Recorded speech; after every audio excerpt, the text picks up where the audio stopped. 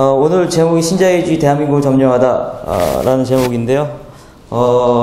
그러면은 이제 이 제목으로 갖다 이제 정한 까닭은 일단 신자유주의가 뭔지를 이해할 필요가 있다. 그 다음에 신자유주의가 어떻게 우리나라에 들어오고 또 우리나라에 확산되었는가를 이해를 해야지 현재의 우리 사회가 처해 있는 상황에 대해서 진단할 수가 있고 또 처방을 내릴 수 있다. 뭐 그렇게 생각을 해서 이 제목을 정했습니다. 그러니까 어떻게 점령되었는지를 알아보면은 어떻게 점령에서 벗어나온지에 대해서도 이제 어느 정도의 우리가 이제 방법을 찾아볼 수 있는 어떤 그런 계기가 되겠죠.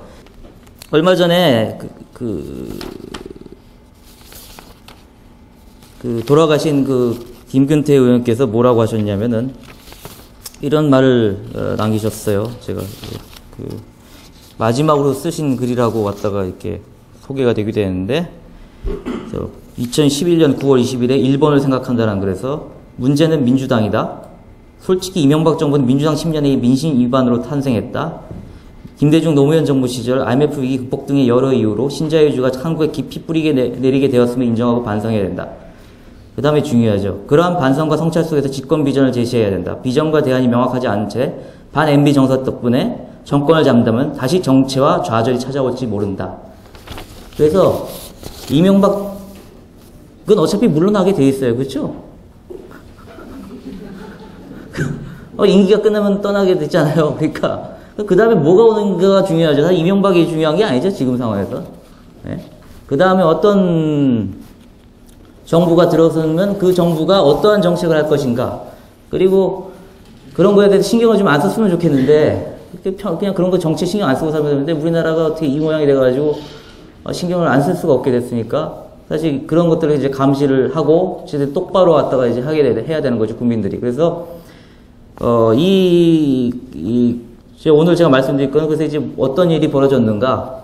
김대중 정부 이제 뭐 민주정부라고 했던데, 우리가 뭐 노무현 정부 참여정부라고 했는데 별로 민주적이지도 않고 별로 참여도 없었다라는 것을 이제 위주로 말씀드리려고 하겠습니다. 그래서 이제 먼저 그걸 말씀드리기 전에 이제 오늘 이제 제목의 첫 번째 단어인 신자유주의가 무엇인가에 대해서 말씀을 드리겠습니다. 신자유주의란 말은 되게 언론에서 많이 쓰이고요. 그리고 사실 이제 거의 되게 부정적인 맥락에서 쓰이는 말에 가깝기 때문에 실제로 신자유주의자라고 부를 수 있는 사람들은 자기들 신자유주의자라고 절대 안 해요. 그거를 일단 이건 약간 욕에 가까워요. 그래서 그리고 이제 되게 저널리스틱한 언어이기 때문에 학문적으로 그렇게까지 아주 명확하게 구분을 이제 정의가 되지 않은 겁니다. 그래서 사람들마다 상당히 이제 다르게 쓰는데요. 그래서 저는 저만의 이제 쓰는 방식이 있습니다. 그래서 두 가지 의미를 쓰는데 하나는 이제 신자유주의 이데올로기라고 하는 측면이 있고요. 사상이나 경제학이라는 측면이 있고 또 하나는 그런 이데올로기를 이제 전면에 내세우고 만들어진 정치와 경제의 체제를 이제 가리키는 두 가지 의미로 씁니다. 그래서 이데올로기라는 측면에서 봤을 때는 무조건 이제 어떤 거냐 하면 이제 시장 만능주의라고 할 수 있겠어요. 이제 그리고 왜 신자유주의냐 하면 이제 국가로부터의 자유, 국가 개입으로부터의 자유, 국가라는 것이 개입하면은 개인들의 자유를 억압한다. 뭐 그러한 입장에서 이제 신자유주의라는 것이 이제 시작됐다고 할 수 있겠습니다. 그래서 이 사람이 누군지 혹시 아실지 모르겠는데, 이 사람의 이름은 이제 강경식이라고 합니다. 이제 1997년에 IMF 위기 당시에 이제 경제부총리를 했던 사람인데요. 80년대에도 재무부 장관을 했습니다. 이 사람이 한국에 이제 신자유주의적인 어떤 정책을 처음으로 시도했던 사람인데, 1970년대 말에 너무 국가 개입이 심하고 그리고 갖다가 너무 국가가 주도로 성장을 해가지고 투자를 하다 보니까 국가가 돈을 많이 푸니까 인플레가 엄청나게 심각한 거예요. 뭐 몇십 %의 인플레가 나니까 이건 경제가 망하겠다 싶어가지고 이거 안 된다. 국가 개입을 줄이고 그 국가 개입을 줄여서 인플레를 막고 경제를 좀 더 건전하게 발전시켜야 되겠다라는 주장을 생각을 하고 그래서 사람들을 짜가지고 정책을 만들어가지고 그걸 시작했어요. 이미 70년대 말에, 79년에 박정희가 살아있던 시기에. 근데 되게 어려웠죠. 왜 박정희도 되게 성장주의자고, 뭐, 물가 안정보다는 성장이 중요하다. 뭐 이런 거 얘기하는 사람이고, 뭐, 국가 개입을 하지 말라는 이게 뭐냐라든가, 아니면 뭐 이런 식 어떤 자유화를 하라고 이제 강경식 같은 사람이 얘기했는데, 아니었으니까 이제 되게 어려운 뭐 그런 상황이었는데, 마침 박정희가 갑자기 죽어버리면서 이제 기회가 생긴 거예요. 이게 전두환이 이제 집권했는데, 전두환은 경제에 대해서 아는 게 하나도 없었거든요.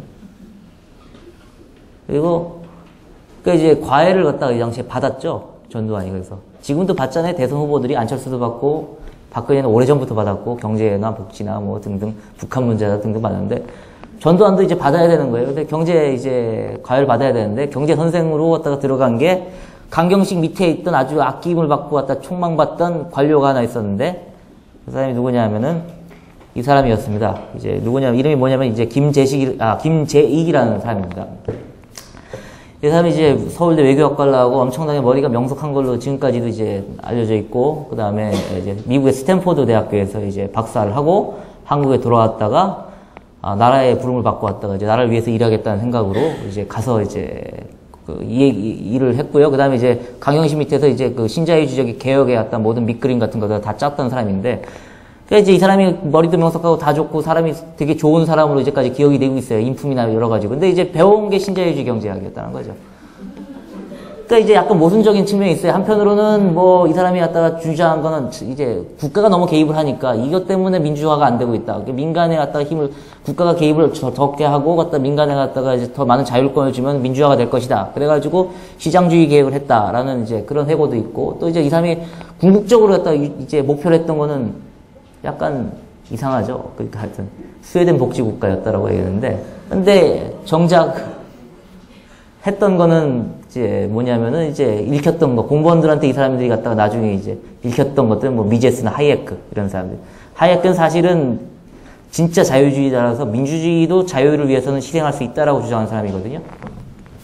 그걸 이제 몰랐던 건지는 모르겠으나 아무튼 이 사람이 이제 거기 들어갔어요. 이제 그 과외교사로 갔어요. 전두환한테. 근데 전두환이 이제 아무것도 아는 게 없으니까 이제 그 김재익이 가르쳐 주는 대로 다 그냥. 그래서 이제 김재익이 먼저 가르쳐 준 게 이제 물가를 안정시켜야 된다. 그래서 이제 그 엄청난 물가 안정론자가 돼가지고 김재익과 이제 하여튼 전두환 시기에 물가가 사상 처음으로 이제 두 자리가 아니라 한 자리대로. 현재까지 그대로잖아요. 한 자리대. 두 자리대로 가는 경우는 없잖아요. 이건 엄청난 공적이라고 할 수 있긴 하는데. 아무튼 뭐 이런 사람이었는데, 전두환한테 이제 가정교사를 오랫동안 아니죠. 잠깐 했는데, 하여튼, 인정을 받았어요. 그래서, 청와대로 와달라. 근데 이제, 이 사람이 있다 사실 속으로는 민주주의를, 뭐, 자유민주주의 뭐 이런 거지만, 생각하고 이런 사람인데, 전두환한테 가기 싫은 거잖아요. 그리고 가봤자, 내가 하는 거 다들 반발이 많아가지고 못할 거다. 재벌이라든가, 뭐, 반대 기득권 세력들이 많기 때문에 못할 거다. 그래가지고, 안 가려고 했는데, 전두환이, 책 제목이죠, 이게. 그 말을 갖다 이제 못해서 책 제목도 있는데, 경제는, 다른 건 내가 다 대통령 할 테니까, 경제는 당신이 대통령이다. 마음대로 해라. 그래서 이제 청와대로 데려갔어요. 경제수석 비상을 와가지고, 진짜 이 사람이 경제 정책에 대한 모든 권한을 가지고, 인사권까지 가지고, 다 모든 것을 갖다가 이제 했던 거죠. 그래서 이 사람이 했던 것들이 이제 뭐 물가 안정 뭐 이런 것들, 아까 전에 이제 70년대 말에 자기가 이제 강경식의 지시를 받아가지고, 했던 뭐 그런 것들 이제 다 이제 다시 이제 본격적으로 하기 시작하죠. 물가 안정도 하고 국가가 어떤 뭐 기업에 어떤 뭐 지원을 하는 거 갖다가 그런 거 이제 특혜 지원 이런 거 안 하도록 하고, 뭐 수출이나 이런 것들도 갖다가 뭐 지원 같은 거 줄이고 뭐 이런 것들. 그러니까 되게 자유화하는. 그리고 이제 또 중요한 건 수입을 자유화하자고 하는 과감한 주장을 또 이제 했죠. 수입을 자유화한다는 게 뭐냐? 당시에 계속 무역 적자였거든요. 근데 그런 상황에서 수입 개방해야 된다. 라고 얘기한 거예요. 그래야지 국내 경쟁력이 이제, 지금 얘기랑 좀 비슷하죠. FTA 뭐 이런 거랑. 근데 이제 국내 이제 기업 경쟁력이 생긴다고 이런 얘기를 했던 거예요. 그래서 이제 이 사람이 갖다가 대단히 이제 뭐라고 해야 되나, 그런, 어떤 신념을 가지고 그런 정책을 했고요. 그래서 이제 다시 이제 말씀드리면 이제 그 정책의 내용을 보면 하나 이제 국가 개입을 좀 축소하고 물가를 안정시키고, 그 다음에 금융 자율화. 그래서 이제 금융 자율화라는 게 되게 중요한데, 이제 금융이 그동안 국가 통제하에 있었거든요. 지금도 국가가 계속 통제하려고 하는데, 이 당시는 아예 국가가 소유하고 있었어요. 은행을. 그래서 국가가 은행한테 지시를 해가지고 기업한테 돈을 빌려주라. 그러고 이제 지시를 하죠. 이게 뭐냐면은, 그 이자율도 국가에서 결정해서, 그러니까 이제 기업하는 사람 입장에서는 국가한테 가서 잘 보이면, 관료나, 아니면 특히 이제 정치인들한테 잘 보이면은 은행에서 싼 값에 돈을 빌려다 쓸 수가 있었던 거예요. 그게 이른바 이제 정경유착이거든요. 그러니까 정치인들한테 경제인들이 가가지고 정치 자금을 내고 그것에 대한 대가로 정치인들이 압력을 행사해가지고 국가 소유의 은행이니까 거기에 이제 그 대출 지시를 하면은 이제 싼 값에 대출을 받아서 사업을 하고 뭐 이런 거였어요. 근데 이제 이런 것들을 잘못됐다 그래가지고 민영화를 사실은 이제 시작했죠. 그러니까 국가 소유를 갖다 지분을 다 팔고 하지만 뭐 재벌이나 이런 데 팔지는 않고 이제 어떤 이제 그냥 형식상 이제 민간으로 하는데 그쳤는데 그런 것들을 했고 그다음에 이제 아까 전에 말씀드렸던 그 수입 개방이라는 거 그런 것들을 이제 했던 거예요. 그래서 이제 이 당시부터 이제 시작을 사실 했어요. 80년대 초에요, 이게. 그리고 그 이제 동료가 이제 이 사람이 김기환인데요. 아까 전에 좀 기억하려고 했던 분 있잖아요. 서울 파이낸셜 포럼의 회장이라고. 이 사람이 이제 그 동료였는데 이 사람은 이제 상공부 차관에 이제 나중에 이제 올라가는데 그 뭐 직접 임명한 건 아니고 근데 이 사람도 그거에 깊이 이제 동감을 해가지고 수익 개방을 이제 밀어붙이는 뭐 이런 일을 합니다. 그래서 당시에 이제 CIA 첩자라느니 뭐 이런 얘기까지 이제 들었던 사람이에요. 당시에. 하여튼 이런 사람들이 결국은 이제 그 완전히 경제정책 전환시켜가지고 막 하고 있었는데 83년에 전두환이 버마에 모든 관료들을 다 끌고 갔다가 자기만 살아남고 다 죽여갖고 이제 오죠. 김재익도 그때 죽었어요. 그래서 그걸로 신자유주의 개혁이 그냥 일단 스탑되고 맙니다. 이제 그리고 나서 민주화되고 나서 90년대 초에 들어오면 이제 다시 본격적으로 이제 시작이 되죠. 그래서 이제 강만수 같은 사람도 이제 했었는데, 그럼 이런 우리나라에서 이제 그 어떤 뭔가 그 어떤 기업의 어떤 수익성이 떨어지고 인건비가 오르고 뭐 수출도 잘 안 되고 온 상황에서 쓸 수 있었던 어떤 지적 자원이라는 게 신자유주의였던 거예요. 그래서 이제 신자유주의의 어떤 개혁이 시작되는데 그 중에 이제 뭐 강만수가 뭐 완전히 뭐 정통 신자유주의는 아닌데 이 사람도 어느 정도 공헌했다고 하는 측면이 있습니다. 그건 나중에 얘기할 거고요. 그 다음에 이제 여기로 이제 다시 돌아가서 얘기할 당시에 이제 미국에서 측면에서 한국에서는 이제 어떤 그런 일이 벌어지고 있었는데 미국에서 어떤 일이 벌어지고 있었느냐? 미국에서 이제 클린턴이 대통령이 당선됐죠. 민주당의 대통령. 이제 민주당이면 이제 진보적이라고 하잖아요. 리버럴이라고 하는데 우리나라에서 번역할 때는 그냥 진보적이라고 번역하면 될 것 같아요. 뭐 우리나라 오면 좌파일지도 몰라요. 근데 하여튼 이 사람이 클린턴이라는 게 되게 이제 친월스트리트, 친월가적인 어떤 그런 사람이었는데 이 사람이 이제 대통령이 됩니다. 그러니까 이 21 클럽이랑 아직도 있는 뉴욕에 있는 레스토랑이죠. 그래서 이제 여기 어떤 데냐면은 미국에서 대통령 선거에 나가면 돈이 엄청나게 들거든요. 무지막지하게 드는데 그러니까 이제 돈이 있어야 되는데 그럼 돈을 누구한테 받느냐면 결국은 이제 후원을 해줄 사람이 있어야 되는 거잖아요. 근데 이제 당시에 월가에 아까 때는 투자은행이라는 이런 이제 월가에 있는 사람들이 그래서 이제 성향이 있잖아요. 미국은 이제 정당에 대한 충성도가 있거든요. 그래서 이제 나는 공화당이다, 난 뭐 이런 민주당이다 하는데 이제 그 민주당을 지지하는 월가 쪽 사람들이 이번에 누구를 밀까? 이렇게 갖다가 이제 생각을 한 거죠. 그래서 이제 면접 시험을 이제 이 식당에서 이제 했죠. 그래서 클린턴도 그 중에 하나였어요. 왔는데 이제 면접 시험에서 이제 1등을 했죠. 통과를 한 거죠. 와서 자유무역하고 뭐 국가 규제를 완화하고 뭐 이렇게 월스트리트에 있는 사람들이 좋아할 말들을 다 해가지고 결국은 지원을 받아가지고 이 식당입니다. 뭐 이렇게 아주 좋아 보이진 않나? 몰라. 하여튼 그래서 이제 집권을 했어요. 여기서 이 식당에서 처음 만난 게 이제 로버트 루빈이라는 사람을 처음 만나요. 로버트 루빈은 우리나라 IMF 위기 때도 미국 재무부 장관이었어요. 여기서 이제 처음 만나가지고 둘이 이제 사실은 이제 클린턴 시절에 미국의 경제는 엄청 좋았잖아요. 루빈하에서. 대부분 루빈하에 있었는데, 뭐, 우리나라는 별로 안 좋았고, 나중에. 하여튼, 이제 미국 경제와 세계 경제의 형태를 갖다 다시 짜는 일을, 다시 짠다기보다 완전히 갖다가 월스트리트 체제라는 것을 완전히 완성하는 그런 이제, 상황이 됩니다. 이제, 그러한 이제 일을 합니다. 그래서, 이제 왼쪽이 클린턴이고, 오른쪽이 로버트 루빈입니다. 그래서 얘네들이 이제 했던 일이 뭐냐면, 이제 소련이 망하고, 이 당시 90년대 초니까 소련은 망했어요. 그래서 대외 정책에 있어서 어떤 군사적인 측면이 상대적으로 중요성이 떨어졌죠. 그 당시만 하더라도 떨어지는 상황이었어요. 상당히 옛날에 비해서. 그럼 대외 정책에서 핵심으로 이제 부상하게 된 게 루빈이 들어오면서 이제 경제 정책이 대외 경제 정책이 미국의 대외 경제 정책에서 대외 정책에서 대단히 이제 중요한 위치를 차지하게 됐거든요. 그래서 이제 주도했던 게 루빈이고요. 그 다음에 이제 그 루빈이 갖다가 이제 주도를 해가지고 결국은 이제 한국이라든가 뭐 이런 나라들을 갖다가 뭐 헝가리, 멕시코 이런 나라들을 다 이제 OECD 가입시켜 준다고 해놓고 당시에 그래서 다 가입한 거예요. 멕시코나 헝가리도. 한국도 그때 가입하고 이제 선진국 클럽이니까 좋다고 해서 가입했죠. 근데 가입하는 조건이 있어요. 시장을 개방해야 된다라는 조건을 들고 우리가 가입시켜줄게 해가지고 이제 가입시켰죠. 근데 이제 한국이나 이런 나라들이 가입은 약속을 하고 가입을 했지만 잘 안 듣거든요. 원래 잘 원래 항상 느리거든요. 말만 개방한다고 그러고 뭐 그때까지만 해도 그랬어요. 뭐 지금과는 좀 달라. 지금도 뭐 약간 외국 사람들 보기에는 조금 불만족스러운 측면이 있을지 모르지만 지금은 그거하고 비교할 수 없이 되게 잘 열어주죠. 근데 아무튼 이런 것들을 한 게 이제 루빈이 한 일이었는데 루빈이 이제 키웠던 사람들이 있습니다. 여기 잘 계세요. 이 사람이 누굴까요?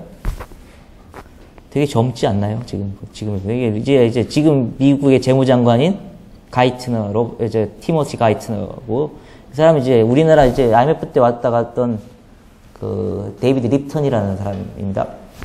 이제 이 사람들이 이제 다 같은 팀을 이뤄서 왔죠. 왜냐면 이거 최근에 찍은 사진 같아요. 좀 멋있네. 이게 오른쪽이 이제 지금 아까 전에 방금 말씀드린 그 팀 가이트너, 왼쪽은 이제 하버드대 총장하다가 이제 쫓겨난 그 로렌스 서머스 또는 레리 서머스라고 하는 사람인데, 그러니까 루빈이 재무장관 할 때 레리 서머스가 부장관을 했어요. 미국은 차관이 아니라 좀 약간 직접 복잡해요. 이제 세크리터리가 있고 데프티 세크리터리가 있고 언더 세크리터리가 있어요. 그래서 우리보다 한 칸이 더 있어가지고 보통 부장관이라고 번역합니다. 그래서 루빈이 장관, 이제 서머스가 부장관. 그 다음에 이 사람이 립턴이라는 사람이 이제 언더 세크리터리라고 해가지고 차관. 그 다음에 이 사람은 차관보. 그러니까 이제 상당히 급이 떨어지는 사람이었는데 그 총회 받은 것 같지 않아요? 사진 보면. 결국은 그러니까 예, 지금 장관까지 하고 있죠. 이 사람들이 이제 한 팀을 이뤄가지고 이제 한국 이제 요리를 해먹었다고 이제 할 수가 있겠습니다. 그래서 근데 이제 이 사람들이 지금도 해먹고 있다는 게 이제 나온 거죠. 오바마가 있고 이제 보면 이제 가이트너지 않습니까? 이 사람이 아마 서머스로 보이는데. 예, 그래서 당시에 미국의 입장을 갖다가 이제 여기까지 넘어갔구나. 보면 미국은 한국을 항상 개방한다고만 해놓고 개방을 안 하니까 좀 짜증이 났겠죠. 근데 그런 와중에 동아시아에 외환위기라는 게 터졌어요. 태국부터 시작해가지고 말레이시아, 뭐 인도네시아, 뭐 홍콩, 일본 막 이런 데 다 갔다가 이제 아시아 독감이라고 해가지고 금융위기가 터졌어요. 뭐 그러니까 그 동아시아 이런 데가 막 성장한다고 그러니까 막 외국 돈이 막 들어왔다가 그 투자된 돈들이 이제 이 생산적으로 쓰이지 못하고 이상한 데 쓰여가지고 이제 투자 자금을 회수하기 어렵다 됐다고 이제 여겼지니까 죄다 탈출하면서 자본이 다 탈출하니까 이제 그 돈을 못 갖게 되는 거야. 한 번에 빠져나가려니까 그걸 돈을 마련이 안 된 거죠. 그래서 그 환율이 갔다가 이제 폭등하고 뭐 이런 사태들이 벌어졌었는데 처음에 시작한 게 이제 태국에서 시작했습니다. 97년에 이제 5월에. 근데 이제 보면은 이제 미국에서도 그걸 이제 어느 정도 이제 알고 이제 그런 것들 모니터 하지 않겠습니까? 얼마나 이제 그 세계를 갖다 운영하는 국가인데. 그래서 이제 한국도 외환위기 가능성이 있는가 없는가를 이제 봤겠죠.